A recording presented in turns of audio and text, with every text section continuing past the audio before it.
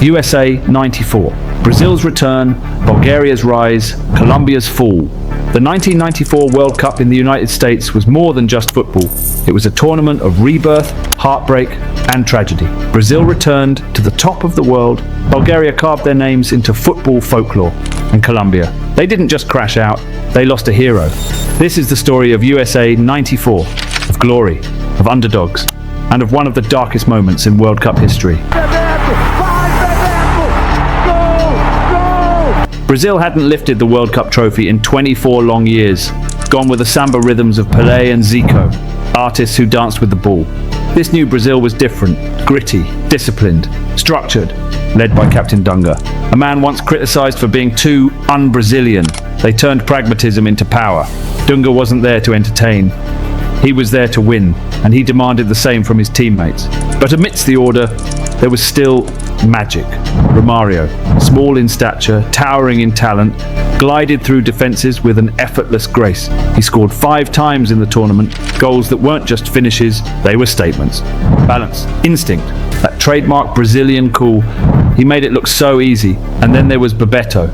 In the quarter-final against the Netherlands, after scoring a crucial goal, he ran to the sideline and rocked his arms, a tribute to his newborn son. It became one of the most iconic celebrations in football history. In the final, it was Brazil versus Italy. 2 footballing titans, both chasing a 4th star. The match was far from a classic. 2 efficient, disciplined sides standing firm. After 90 minutes, 0-0. Then came extra time. Still no goals. Cue the first ever World Cup final to go to penalties. Football's cruelest climax. And there, under the Californian sun, Roberto Baggio, Italy's ponytailed maestro, stepped up and launched the decisive penalty kick over the bar. He stood, rooted to the spot, his career forevermore to be defined by that one kick of the ball. Brazil were champions, 4-time World Cup winners, the first national team to reach the milestone. Brazil were a dominant force once again, back where they believed they always belonged, on top of the world.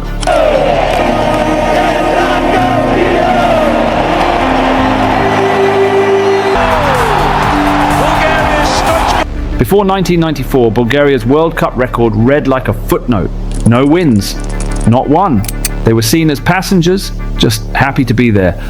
But that summer, they ripped up the script. At the heart of it all was Hristo Stoichkov, a fiery, fearless forward who played with the hunger of a man who'd waited his whole life for this stage. Stoichkov scored 6 goals. His left foot was thunderous, his confidence unshakable. Bulgaria started slowly, losing their opening match 3-0 to Nigeria, but then something changed. They battered Greece 4-0. Then came Argentina, still strong, even without Maradona, who had been sent home after a failed drug test. Bulgaria stunned them 2-0 with Stoichkov scoring again. In the round of 16, they held their nerve in a penalty shootout against Mexico.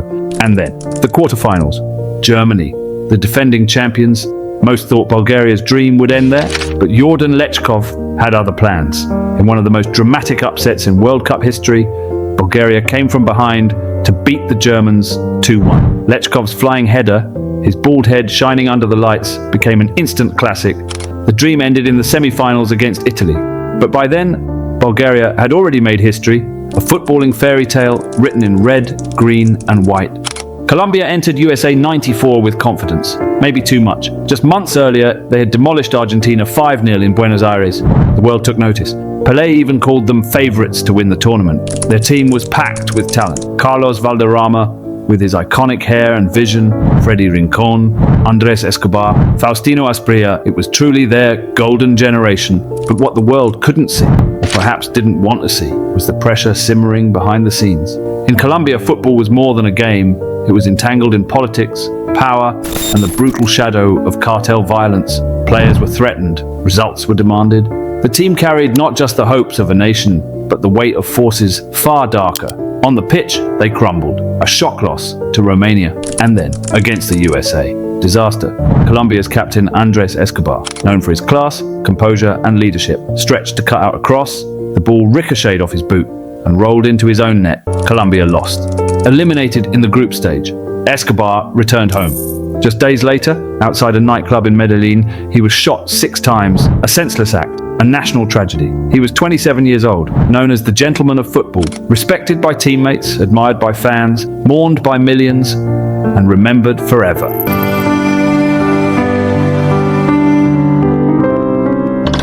USA 94 wasn't just another World Cup, it was a turning point. The most attended tournament in history, a record that still stands today. It planted the seeds for Major League Soccer, and for the first time, football found a real voice in the American mainstream. But beyond the stats and the spectacle, it gave us stories, real human stories of Brazil's redemption, a team rediscovering its spirit by embracing change, of Bulgaria's golden summer, when a forgotten footballing nation captured hearts worldwide, and of Colombia, whose journey was a reminder that football does not exist in a vacuum, that even the most beautiful game can be touched by darkness.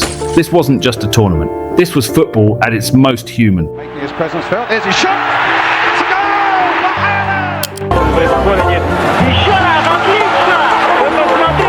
As Redondo tries to go through, there's a shot! Glorious goal! He's done it! Which story from USA 94 moved you the most? Tell us in the comments below. And if you want more international football history, from legends to upsets to moments the world will never forget, hit subscribe. This is Fútbol Mondial TV, the world's game.